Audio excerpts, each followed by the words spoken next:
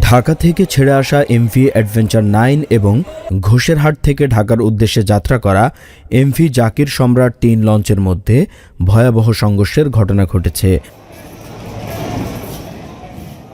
গতকাল মধ্যরাত প্রায় 2টার দিকে দুর্ঘটনা ঘটে।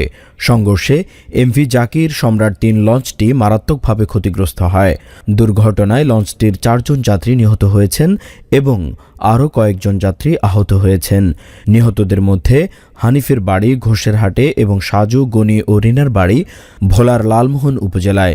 নিহতদের মরদেহ সদরঘাট লঞ্চ টার্মিনাল থেকে স্বজনদের কাছে হস্তান্তর করা হয়েছে। দুর্ঘটনার খবর পেয়ে সদরঘাট লঞ্চ টার্মিনালে ছুটে যান সংশ্লিষ্ট উপদেষ্টা এম সাখাওয়াত হোসেন। তিনি সাংবাদিকদের জানান, লঞ্চ দুর্ঘটনার প্রকৃত কারণ অনুসন্ধানে 4 সদস্য বিশিষ্ট একটি তদন্ত কমিটি গঠন করা হয়েছে। পাশাপাশি নিহতদের পরিবারের জন্য আর্থিক সহায়তার ঘোষণা দেওয়া হয়েছে। তিনি আরও জানান, এ ঘটনায় একটি মামলা দায়ের করা হয়েছে এবং মামলায় অভিযুক্তদের দ্রুত গ্রেপ্তারের নির্দেশ দেওয়া হয়েছে।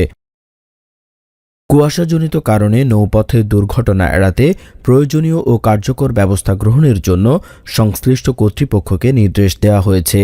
এদিকে এই দুর্ঘটনার পর নৌপথে চলাচলের নিরাপত্তা জোরদারের দাবি জানিয়েছেন যাত্রী ও স্থানীয় বাসিন্দারা।